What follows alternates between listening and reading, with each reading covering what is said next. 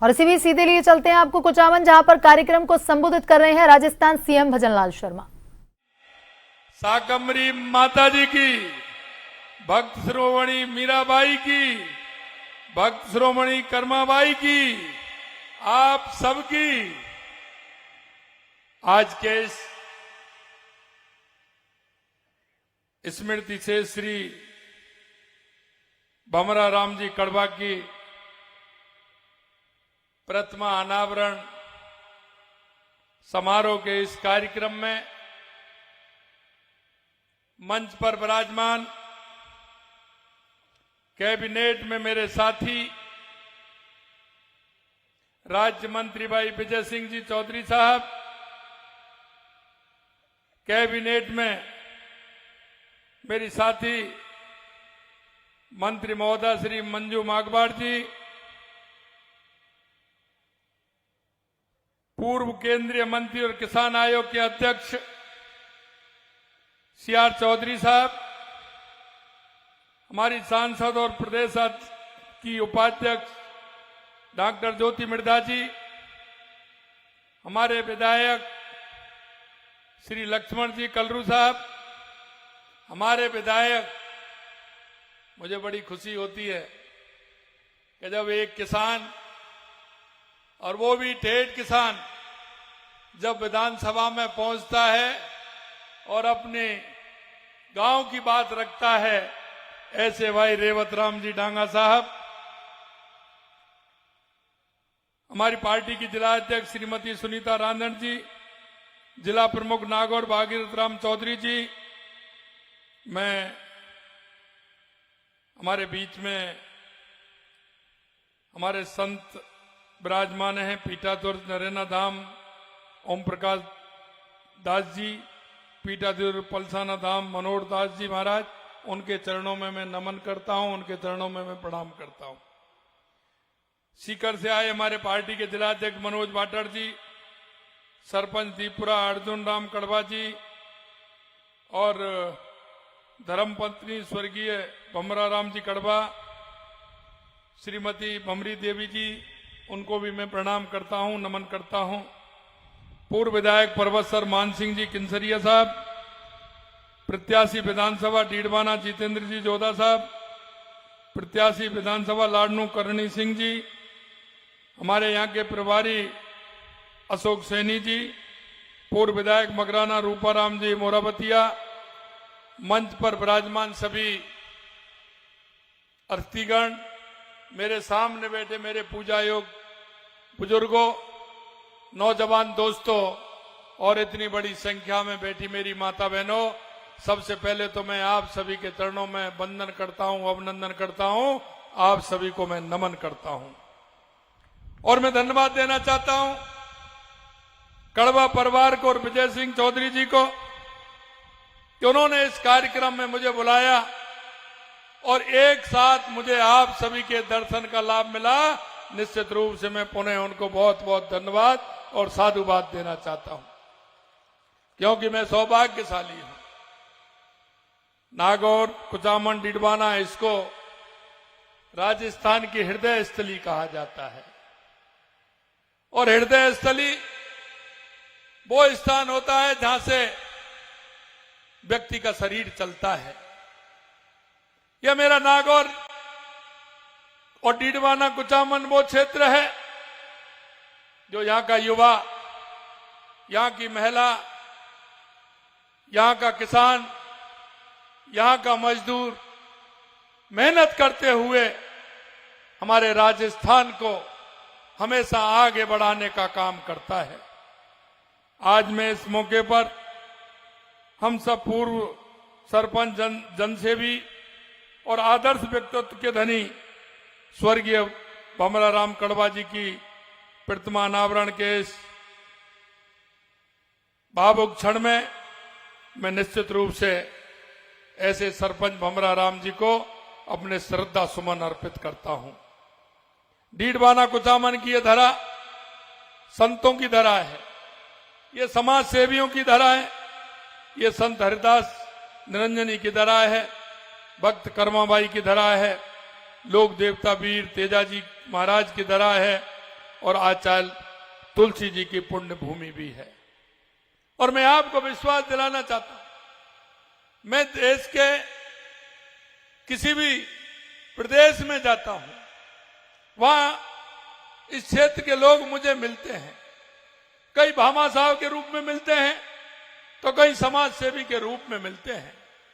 कई बार मैं देखता हूं कि वो यहां से जाए, उनको किसी को 200, किसी को 300 साल हो गए, किसी को 50 साल हो गए, लेकिन मैं ये विश्वास दिलाना चाहता हूं, यहां की मिट्टी की खुशबू ऐसी है कि वो नागौर की और राजस्थान की मिट्टी की खुशबू पूरे देश और पूरी दुनिया में फैलाने का काम कर रहे हैं।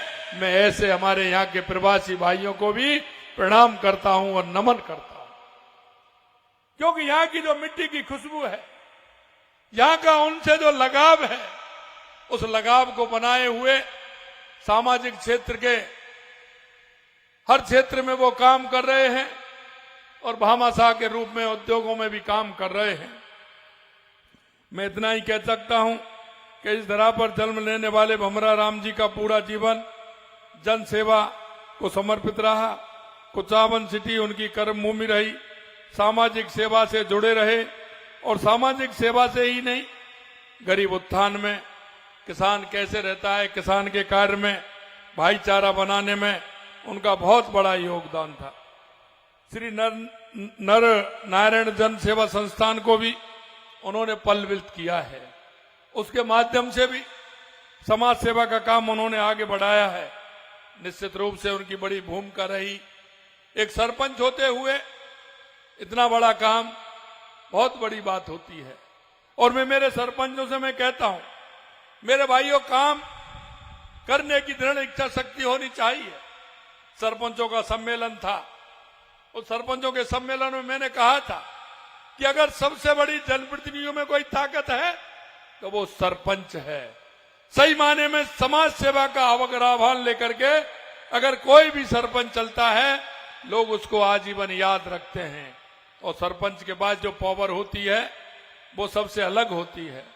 मैंने वहां भी कहा, और मैं इसलिए कहना चाहता हूं, चाहे हमारा बजट केंद्र की सरकार दे, चाहे राज्य की सरकार थे, वो ग्राम पंचायतों में सरपंच के माध्यम से आता है। सरपंच हमारा विकास की कड़ी होता है। और इसलिए मैं कहना चाहता हूं, सरपंच समय के साथ अपने आप को इतना मजबूत करें कि लोग उनको हमेशा याद करें। हमारा काम समाज सेवा करने का, समाज के अंतिम पायदान पर बैठे उस व्यक्ति को लाभ देने का होता है। इसलिए मैं कह सकता हूं कि सरपंच का पद कोई छोटा नहीं है। सरपंच सबसे महत्वपूर्ण पद है। उसकी गरिमा बनाना, समाज सेवा के क्षेत्र में काम करना हम सभी को बहुत अच्छा लगता है। और मैंने तो सरपंच देखा है, आज भी लोग कहते हैं कि जहां आपने काम कर दिया लोग उसको याद करते हैं। और जनता ऐसी है, वो तुरंत चुकाती है। कभी भी सरपंच रह लीजिए, लेकिन 10 साल बाद भी, 20 साल बाद भी, 25 साल बाद भी आपको जनता उसी नाम से पुकारती है कि ये सरपंच है। और उस सरपंच का नाम देकर के आपको सम्मान देने का काम ये प्यारी जनता करती है और उसी के नाम से वो बुलाती है। मैं हमारी सरकार द्वारा प्रदेश वासियों की सेवा का जो हमने ध्येय मानकर काम कर रही है, हम युवा, किसान, महिला और गरीब जरूरतमंद विशेष रूप से ध्यान देते हुए इनके उत्थान के लिए काम कर रहे हैं। मित्रों, मैं आपसे इतना कहना चाहता हूं, जब हमारी 1 साल पहले सरकार बनी थी, हमने ये कहा था कि हमें कहां से स्टार्ट करना चाहिए। राजस्थान की जो स्थिति आपके सामने थी 1 साल पहले, वो आपने देखी है। चाहे युवाओं के क्षेत्र में हो, चाहे किसानों के क्षेत्र में हो, चाहे महिलाओं के क्षेत्र में हो, या मजदूर गरीब के क्षेत्र में हो। हमने कहा राजस्थान का विकास कहां से प्रारंभ करना चाहिए, कहां से वो विकास हो सकता है। ये अब के लिए नहीं, 5 साल के नहीं, 10 साल, 20 साल, 25 साल, 50 साल, आने वाली पीढ़ी भी याद रखे, उस काम को हमें करना चाहिए। जब हमने कैबिनेट की बैठक में हम बैठे, हमारा ये प्रस्ताव के पहला काम ऐसा कौन सा है राजस्थान में होना चाहिए, तो हमने कहा कि राजस्थान हमेशा पानी से जूझा है, या पानी की बहुत बड़ी कमी है। हमने कहा कि राजस्थान में पानी की व्यवस्था किस तरह से हो सकती है। सबसे पहले हमने उस क्षेत्र में काम किया। और मैं मित्रों ये कह ही नहीं, आपने एक साल में देखा होगा। मैं ये तो नहीं कह सकता कि कागज की तरह एक साथ नक्शे पर बिछा दें, लेकिन मैं इतना विश्वास दिलाता हूं आने वाले समय में राजस्थान जो कम पानी के लिए जाना जाता है, राजस्थान का पानी के नाम पर अग्रणी राजस्थान होगा। यह मैं आपको विश्वास दिलाता हूं, क्योंकि किसानों की पीड़ा हम जानते हैं। हमारा किसान बहुत मेहनत कश है, एक नहीं, दो नहीं, तीन दिन फसल ले सकता है, लेकिन पानी की कमी के कारण वो असहाय, वो देखता है कि मैं क्या करूं। हमने सबसे पहले, चाहे वो हमारी ईआरसीपी हो, हमारा यमुना समझौता हो, चाहे हमारे इंदिरा गांधी नहर से पानी आने वाला हो जो पोंग डैम से आता है, उसके लिए हमने जो हमारा खाली रहता था उसको कैसे भरें, यमुना से हमारी शेखावाटी के लिए पानी कैसे आए, पूर्वी राजस्थान में पानी कैसे आए। और हमने यही नहीं, हमने कहा है कि जब हमारी इंदिरा गांधी नहर में पानी आएगा तो हमारे हनुमानगढ़, गंगानगर, बीकानेर, नागौर, फलौदी, जैसलमेर, जोधपुर और बाड़मेर को पानी मिलेगा। हमने ये भी कहा है कि नागौर को हम किस तरह से, जो हमारा ईआरसीपी है, इसमें पानी के लिए किस तरह से जोड़ें, तो वो भी हमारी योजना है कि उसके नजदीक हम किस तरह से उसको जोड़े। आधा पानी चंबल से मिले और आधा पानी हमारा इंदिरा गांधी नहर से इसमें मिले। हमने यही नहीं, हमने बांसवाड़ा, डूंगरपुर, उदयपुर के लिए देवास स्कीम को, जो आधा पानी हमारा अरब सागर में जाता था वो बेकार जाता था, आधा हिंद महासागर में आता था, उसका उपयोग हम करते थे। वो पानी को भी हमने टनल बना करके, एनीकट बना करके उस पानी को भी हमने इधर लिया है, जिससे कि हमारा बीसलपुर में वो पानी आए और हमारे राजस्थान के क्षेत्र में पूरा पानी मिले।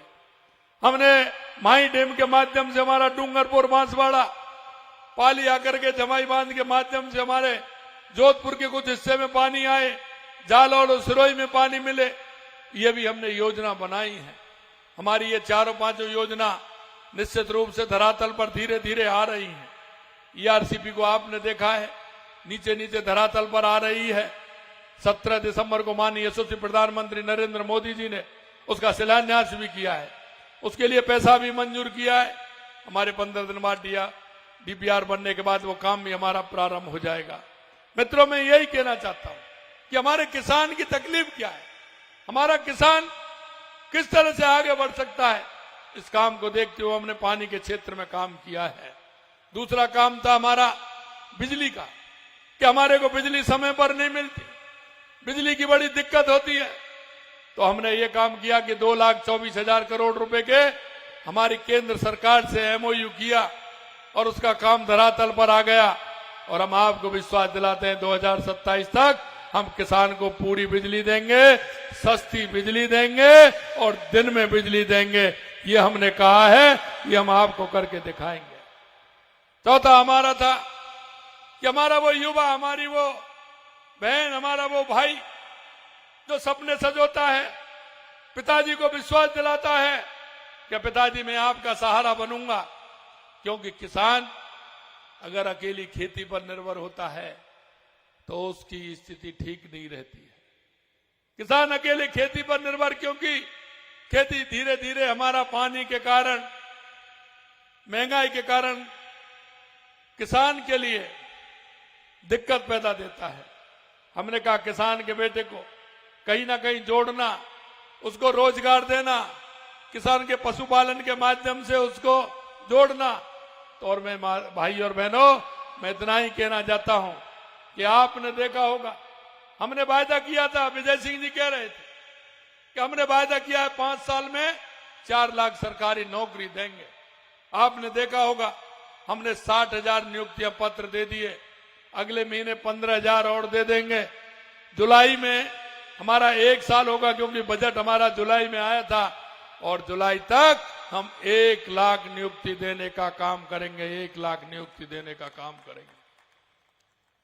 हमने ये भी कहा है कि हम 4 लाख नौकरी देंगे। तो आपने देख लिया होगा 2025 का 81,000 वैकेंसियों का हमने कैलेंडर निकाला है, जिससे हमारा भाई हमारी वो बहन आराम से तैयारी करें। तैयारी करते हुए हर विषय का हमने डेट दिया है कि इस डेट को ये पेपर होने वाला है, और हम आगे ये भी करने वाले हैं कि इसका परिणाम किस दिन आएगा और इसका नियुक्ति पत्र किस दिन मिलेगा।